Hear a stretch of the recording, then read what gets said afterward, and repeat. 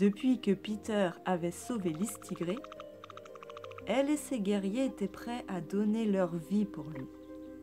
Ils l'appelaient Papa Blanc le Grand et passaient leur nuit à veiller sur la maison souterraine, assis sur le toit, guettant l'attaque des pirates.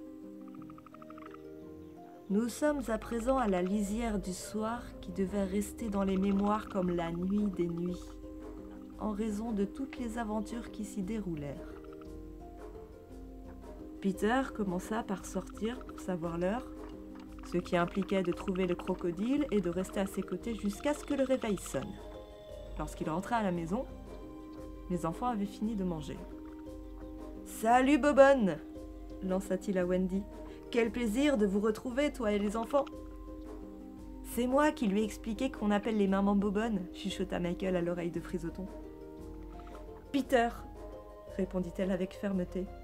« Quels sont vraiment tes sentiments pour moi? Ceux d'un fils dévoué, Wendy ?» Elle partit en grommelant à l'autre bout de la pièce. « Tu es bizarre !» dit-il, sincèrement désorienté. « Tout comme Listigré. Elle aussi veut être quelque chose pour moi, mais pas ma maman. »« Oui, autre chose, » dit Wendy avec une emphase terrible. « Mais ce n'est pas à moi de te dire quoi. Tu dois vraiment trop aimer les mamans. » Peter lui lança un regard noir. « Wendy, tu te trompes à propos des mamans. Il y a bien longtemps, dit-il, j'ai eu une mère à moi. Je suis resté loin d'elle pendant des lunes et des lunes et des lunes, et je pensais que ma maman garderait toujours la fenêtre ouverte pour moi. Mais le jour où je suis rentrée à la maison, elle m'avait entièrement oubliée, et un autre petit garçon dormait dans mon lit. » John et Michael se mirent à pâlir. « Tu es sûr que les mères sont toutes comme ça ?» demanda Michael. « Oui, » dit Peter. « Les mères sont des vermines. Tout le monde sait qu'on peut se passer d'elles sans problème. Et il n'y a que les mères qui pensent le contraire. »« Oh, Wendy !» s'écria John. « Il faut rentrer chez nous avant que maman ne ferme la fenêtre. »« Tu as raison, » dit-elle. « Nous n'avons plus rien à faire ici. Allons préparer nos affaires. » C'est ainsi que Wendy et ses frères décidèrent de quitter le pays de nulle part. Peter alla aussitôt demander aux Indiens d'escorter Wendy et ses frères à travers la forêt, et il donna l'ordre à Clochette de les guider ensuite dans les airs jusqu'à leur maison. Pendant ce temps, Wendy s'attendrissait devant la mine affligée des garçons perdus. « Ma chérie, » leur dit-elle, « si vous voulez tous venir avec moi, je suis presque sûre que je pourrai convaincre mon père et ma mère de vous adopter. »« Est-ce qu'ils ne vont pas trouver qu'on forme une sacrée portée ?» demanda Guignoton. « Oh non! Préparez vos bagages. Et toi aussi, Peter ? » ?»« Non, » répondit-il, feignant l'indifférence. « Si vous retrouvez vos mères, dit-il aux autres enfants, j'espère pour vous qu'elles vous plairont. Ma mère a depuis longtemps cessé de me manquer. Si je la retrouvais, elle dirait peut-être que j'ai grandi. Moi, je veux être toujours un petit garçon et m'amuser. » Lorsque tout le monde, sauf Peter, fut prêt à partir, Clochette s'envola jusqu'à l'arbre le plus proche, mais personne ne le suivit. Car au même moment, les pirates lancèrent une terrible attaque contre les Indiens. L'air fut déchiré par les cris et le choc des armes, mais ce fut un massacre plutôt qu'un combat. Surpris par cet assaut tardif, les valeureux guerriers de Listigré ne purent pas lutter. Seule une poignée d'entre eux réussirent à s'enfuir pour mettre la princesse à l'abri. Dans la maison où Wendy était tombée aux genoux de Peter, et tous attendaient l'issue de la bataille. Sur les cadavres qui jonchaient le sol régnait un silence de mort. Le capitaine Crochet avait sans doute la joie au cœur, mais son visage demeurait totalement impassible. Énigme sombre et solitaire, il surpassait ses disciples par l'esprit comme par le corps. Mais lorsqu'il vit que Floop s'était assis sur un tambour, il eut une illumination et lui fit signe de frapper doucement. Pom, pom, pom, pom. « C'est le signal de la victoire !» s'écria Peter dans la maison souterraine. « Les Indiens ont gagné !» Mêlant leurs acclamations aux adieux qu'ils faisaient à Peter, les enfants commencèrent à remonter à travers les troncs. Mais sitôt qu'ils pointaient la tête hors du trou, les pirates les en arrachaient, puis se les envoyaient de main en main comme des ballots de marchandises. Wendy fut la seule à être accueillie par le capitaine avec une politesse exquise, ce qui, faut-il l'avouer, la séduisit beaucoup. Sans attendre, Crochet donna l'ordre d'emmener les prisonniers sur le navire et de le laisser seul. Le capitaine avait un plan.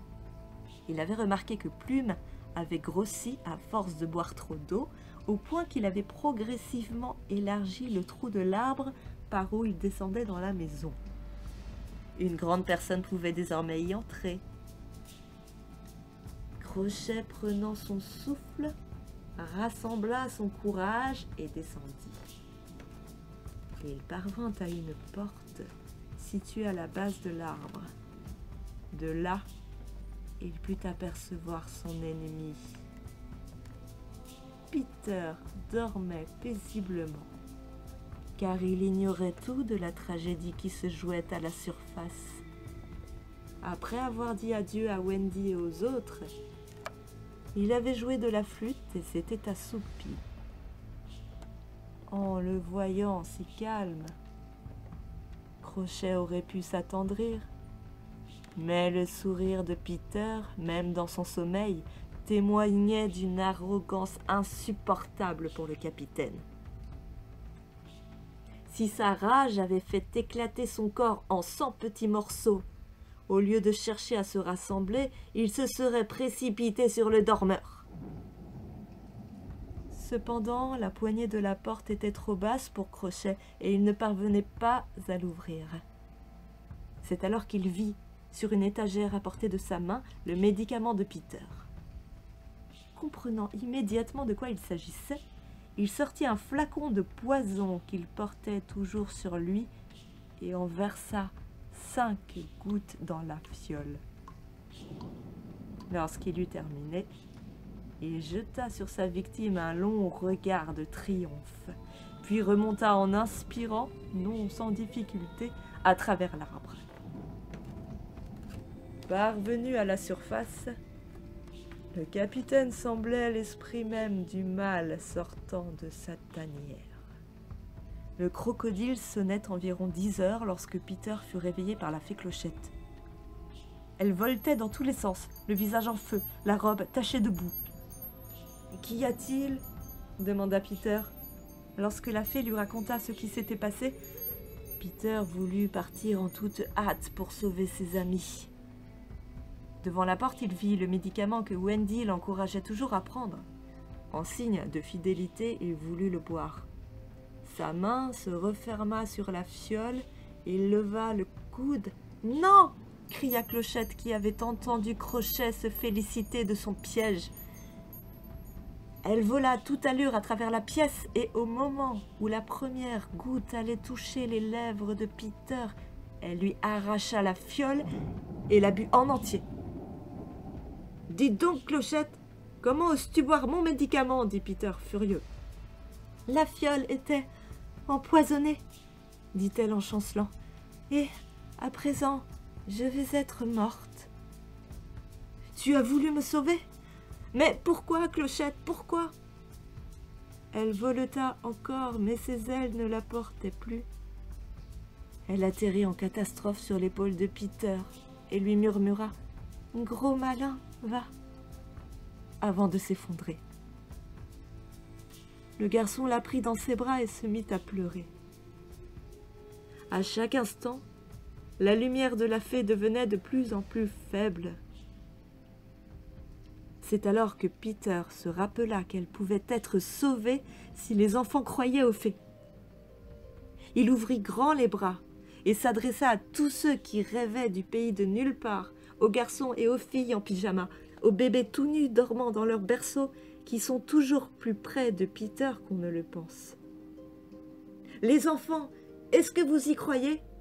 Si c'est le cas, tapez des mains. Ne laissez pas mourir Clochette !» Certains enfants applaudirent, d'autres pas. Il y en a eu même qui sifflèrent. Le bruit s'arrêta d'un coup, comme si d'innombrables mères s'étaient précipitées dans les chambres pour voir ce qui se passait. Déjà Clochette était sauvée. Sa voix s'affermit, puis elle sauta hors du lit. Enfin, elle put briller à travers la salle, plus joyeuse et plus effrontée que jamais. Elle ne remercia pas ceux qui avaient cru en elle, mais elle aurait aimé connaître les noms de ceux qui avaient sifflé. « Et maintenant, dit Peter, allons sauver Wendy. » Crochet foulait le pont du Jolly Roger, perdu dans ses pensées. Ô homme insondable, c'était son heure de gloire.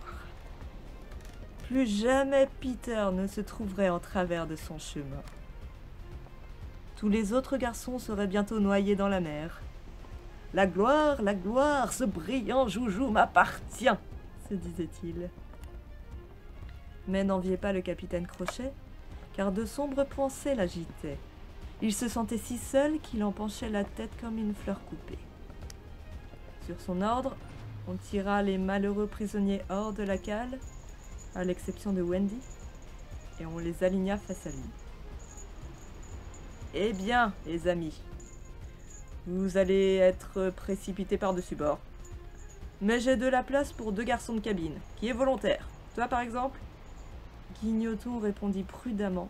« C'est-à-dire, monsieur, je ne pense pas que ma mère voudrait que je sois un pirate. Plume, est-ce que ta mère voudrait que tu sois un pirate ?» Il cligna de l'œil à Plume, qui dit tristement « Je ne crois pas », comme s'il avait souhaité qu'il en fût autrement. « Est-ce que ta mère voudrait que tu sois un pirate, jumeau ?» Crochet rugit. « Voilà qui scelle votre destin. Apportez leur mère, préparez la planche. »« Maintenant, ma beauté, » dit Crochet tout mielleux pendant qu'on attachait Wendy au mât, « tu vas voir tes enfants faire le grand plongeon. »« Ils vont mourir, n'est-ce pas ?» demanda Wendy en lui jetant un regard de si profond mépris qu'il faillit s'évanouir. « En effet, » gronda-t-il, « silence à tous! Écoutez les dernières paroles d'une mère à ses enfants. »« Voici mes derniers mots, mes chéris, » dit noblement Wendy. « C'est au nom de vos véritables mères, je le sens, que je dois vous parler. Je veux vous dire ceci. Nous espérons toutes que nos enfants mourront en vrais gentlemen d'Angleterre. » Les pirates eux-mêmes en restèrent bouleversés. Quelques instants plus tard, les garçons avançaient déjà sur la planche d'où on allait les jeter dans la mer, pieds et poings liés. Ils ne pensaient plus. Ils ne pouvaient qu'écarquiller les yeux et trembler. Mais au moment où Crochet espérait entendre les cris de Wendy, un tout autre son traversa le silence. C'était le sinistre tic-tac du crocodile. Tout le monde s'arrêta stupéfait. Le bruit ne cessait de se rapprocher au point qu'il était précédé de cette effrayante pensée. Le crocodile est en train de monter à bord. Crochet, subitement anéanti par la terreur, rampa péniblement le plus loin possible du bruit vers l'avant du bateau. Le souffle court, il implora ses hommes « Cachez-moi !» Les enfants ne purent s'empêcher d'aller voir, par curiosité, du côté où montait l'animal. Quelle étrange surprise! Ce n'était pas le crocodile qui venait à leur secours, c'était Peter. Le garçon s'était aperçu, quelques instants plus tôt, que le vrai crocodile ne faisait plus de bruit. Il avait pensé que le réveil s'était arrêté, et pour s'amuser, s'était mis à son tour à pousser des tic-tacs sonores. En l'entendant, le crocodile avait suivi Peter, soit dans le but de regagner ce qu'il avait perdu, soit tout simplement en ami, pensant que c'était encore lui qui tic-taquait. Sur ce point, nous n'aurons jamais aucune certitude, car, comme tout esclave d'une idée fixe, le crocodile était une bête stupide. Tous les pirates s'étaient rassemblés à la proue du bateau et Peter Pan put s'installer sans mal dans la cabine. Caché à l'intérieur, il se mit à pousser d'étranges bruits pour que les pirates viennent l'y trouver. Ed l'Édenté fut sa première victime. Et d'un, compta Plume. Et ensuite Bill Jukes. Et de deux. Puis ce fut l'Italien Checo qui poussa un hurlement horrible. Et de trois. Quant à Monsieur Coudric, il préféra sauter à l'eau plutôt que d'entrer dans cette cabine sans savoir ce qui s'y trouvait. Et de 4. La panique gagnait tout l'équipage. Les pirates se demandaient si le bateau n'était pas hanté. « Les gars !» cria le capitaine. « Écoutez ce qu'on va faire. Ouvrez la porte de cette cabine et fourrez-y tous les garçons. Qu'ils aillent combattre eux-mêmes le machin chose. S'ils le tuent, on s'en portera d'autant mieux. Et si c'est lui qui les tue, on n'y ira pas plus mal. » Crochet n'eut pas beaucoup à attendre. Peter, dans la cabine, avait trouvé la clé qui pouvait libérer les enfants de leur chaîne. Aussitôt qu'ils furent libres, chacun s'occupa de ramasser des armes en silence, pendant que Peter allait discrètement couper les liens de Wendy. Elle alla rejoindre les autres, et le garçon prit sa place. Alors il poussa un cri terrible. Pour les pirates, cette voix annonçait le massacre de tous les enfants à l'intérieur de la cabine. L'horreur les paralysait. « Les gars !»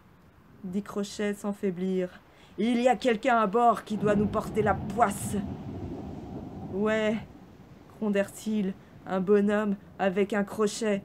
« Mais non, les gars, c'est la fille. Ce n'est jamais bon pour un bateau de pirates d'avoir une fille à bord. Jetez-la à l'eau. »